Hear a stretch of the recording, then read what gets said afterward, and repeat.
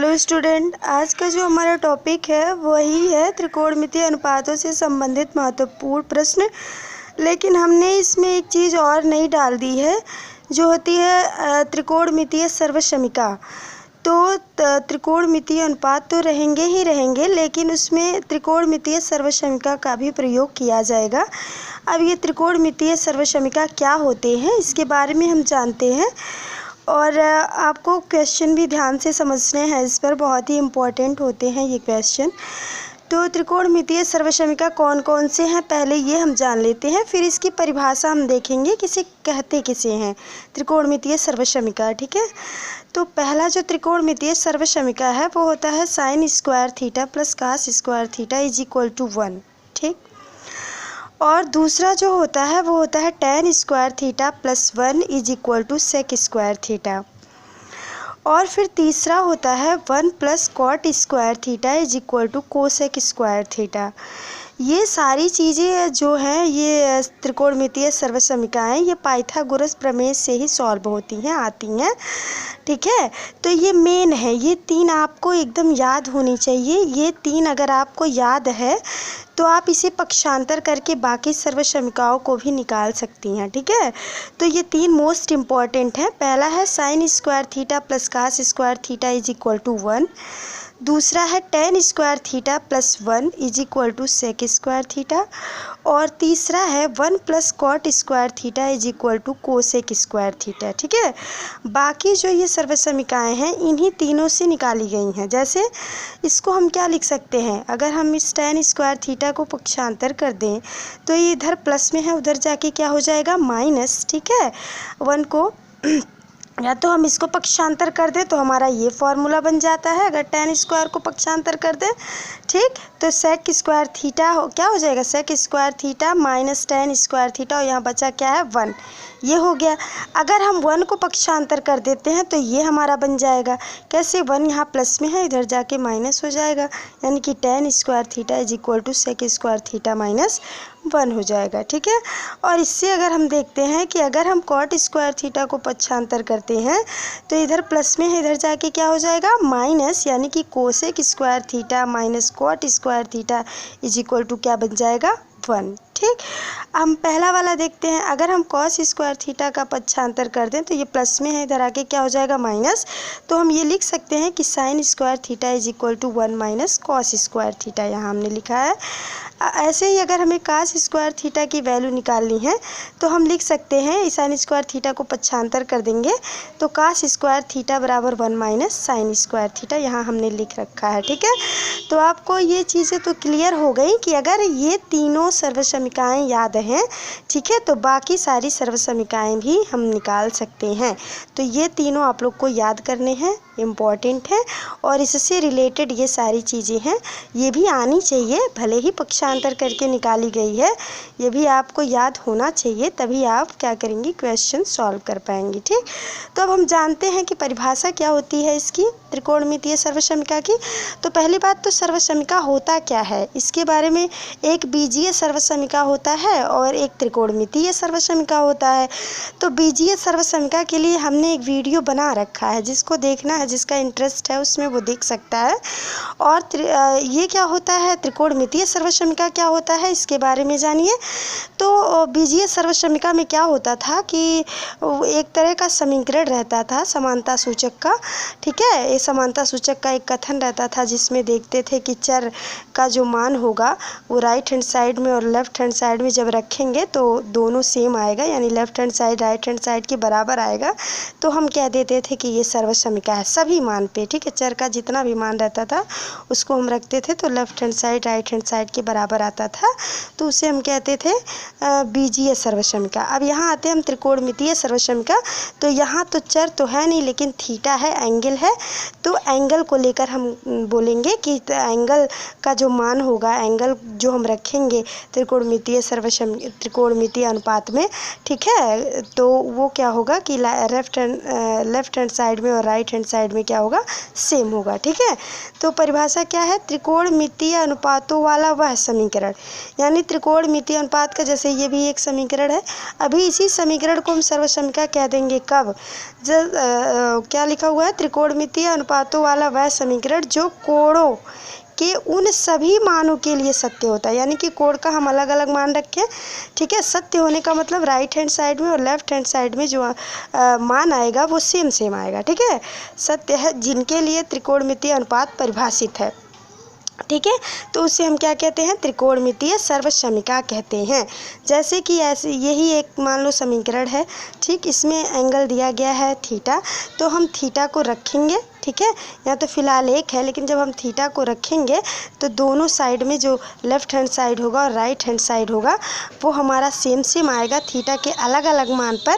ठीक है, ऐसा नहीं है कि एक ही समीकरण में हम अलग अलग मान रखेंगे, पहले एक समीकरण में एक वैल्यू से पूरा left hand side right hand side solve कर लेंगे, फिर दूसरे वैल्यू से दूसरे कोण से हम लेफ्ट हैंड साइड और राइट हैंड साइड सॉल्व करेंगे, तो देखेंगे कि सभी मान पर थीटा का जो सब मान है अलग अलग सारे मान पर क्या हो रहा है, ये सत्य हो रहा है। ठीक है, तो ये क्या कहलाएगा, आपका त्रिकोणमितीय सर्वसमीका कहलाएगा। ठीक है, तो क्लियर हो गया होगा, त्रिकोणमितीय सर्वसमीका ये है, आप इसको लर्न कर लीजिएगा। ठीक, अब कल हमने एक क्वेश्चन दिया था, sec square theta is equal to 16, तो टेन थीटा का मान निकालिए।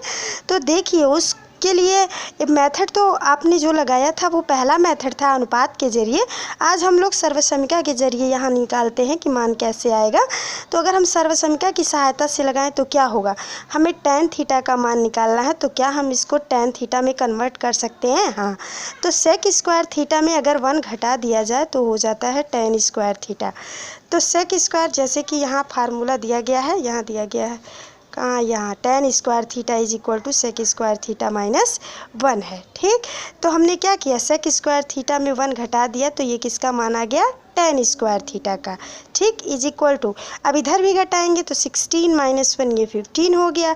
अब टेन थीटा का मान निकालेंगे तो जब पक्षांतर करेंगे तो इधर देखो ये टेन स्क्वायर थीटा को टेन थीटा का होल स्क्वायर लिख सकते हैं, फिर जब पक्षांतर करेंगे तो वही स्क्वायर इधर आके अंडर रूट बन जाएगा, यानी कि tan theta is equal to under root 15 हो जाएगा। ठीक है, तो एक ही ट्रिग्नोमेट्रिक के क्वेश्चन को हम कई तरीके से लगा सकते हैं जब हमें सारी चीज़ें पता हो जाएंगी तो। ठीक है, अगला क्वेश्चन देखिए, दिया हुआ है, सिद्ध कीजिए कि sec A cot A is equal to cosec A, यानी कि हमें दिखाना है कि इससे ये आ जा रहा है, इसको हम सॉल्व करेंगे। ये हमारा लेफ्ट हैंड साइड है और ये हमारा क्या है, राइट हैंड साइड है।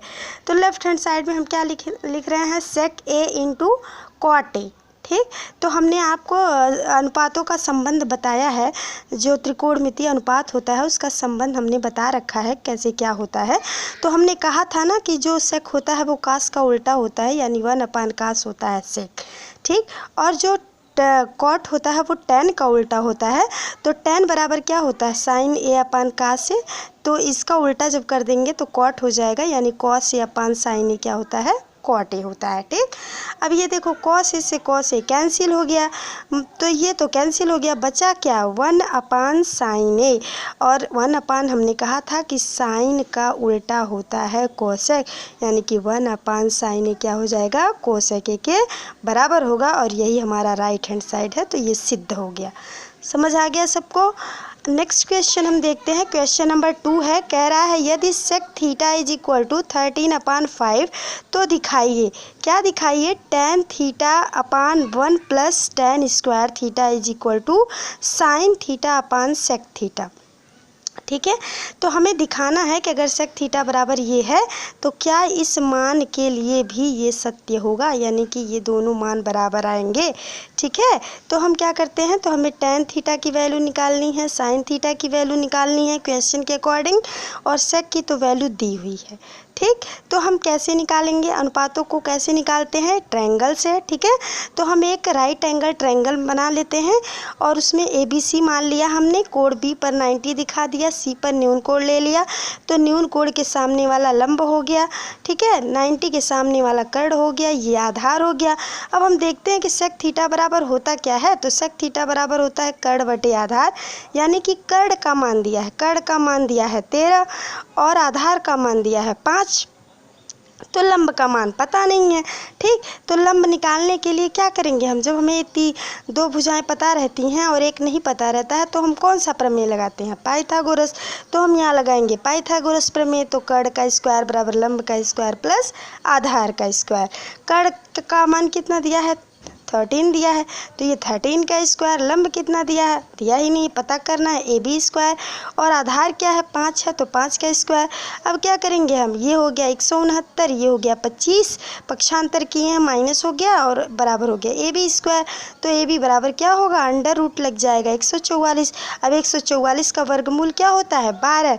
हमने देखिए इसीलिए वर्ग और वर्गमूल की भी वीडियो बना रखी है। हमने कहा था कि ये बेसिक्स है और पढ़ना बहुत ज़रूरी है, क्योंकि जहाँ हमें बेसिक्स नहीं आएगा वहीं हमारी क्वेश्चन क्या हो जाएगी, गलत हो जाएगी। तो ये हो गया 12। अगर हमें वर्गमूल निकालने नहीं आएगा तो हमारा क्वेश्चन यहीं एंड हो जाएगा, हम आगे बढ़ ही नहीं पाएंगे। ठीक है, तो ये देखो 12 आ गया। ठीक, अब हम निकाल लेते हैं साइन थीटा टेन थीटा। तो साइन थीटा बराबर क्या होता है, लंब बटे कर्ण। तो लंब है AB, कर्ण क्या है AC, AB बटे AC यानी 12/13। ये 12 हो गया, ये 13 हो गया। ठीक, अब निकालते हैं टेन थीटा।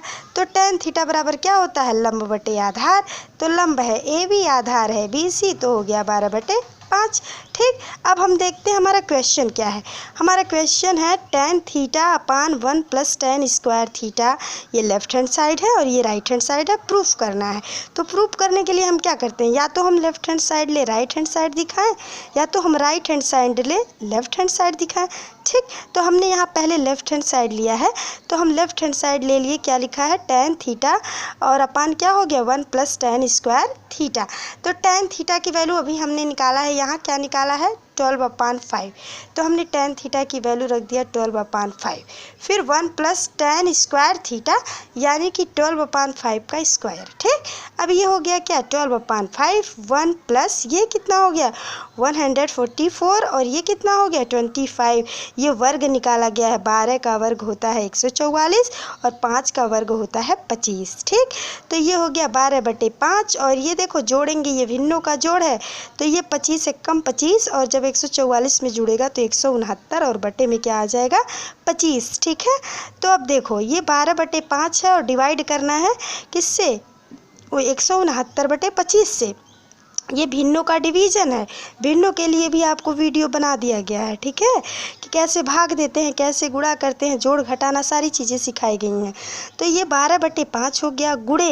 अब हमने क्यों उसमें बताया था कि जो दूसरा वाला भिन्न होता है उसको हम उल्टा कर देते हैं, उसका व्युत्क्रम ले लेते हैं और भाग का जो साइन होता है वो गुणा में कन्वर्ट हो जाता है।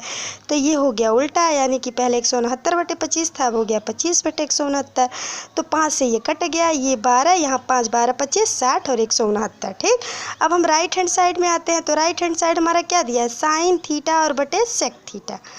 तो साइन थीटा बटे सेक थीटा, साइन थीटा का मान क्या आया है हमारे क्वेश्चन में, यहाँ देखो साइन थीटा का मान क्या आया है 12/13। ठीक, 12/13। सेक थीटा का मान क्वेश्चन में दिया गया है 13/5, तो यहाँ हम रख देते हैं क्या 13/5। ठीक, अब यहाँ भी देखो गुणा भाग हो रहा है तो गुणा होगा, क्यों, ये इसको पक्षांतर वो कर देंगे, क्या कर देंगे, उल्टा व्युत्क्रम ले लेंगे। तो ये हो गया 12/13 गुणा, और ये 13/5 था, वो हो गया 5/13। अब गुणा कर दो, ये हो गया 12×5 60 और ये 13 का गुणा होगा तो 169, यानी कि जो लेफ्ट हैंड साइड था वो राइट हैंड साइड के क्या हो गया, बराबर हो गया। लास्ट में हम यही क्वेश्चन को उतार देंगे अतः करके और ये हमारा प्रूफ हो गया। तो समझ में आ गया ना सबको, ऐसे ही क्वेश्चंस को सॉल्व करने हैं।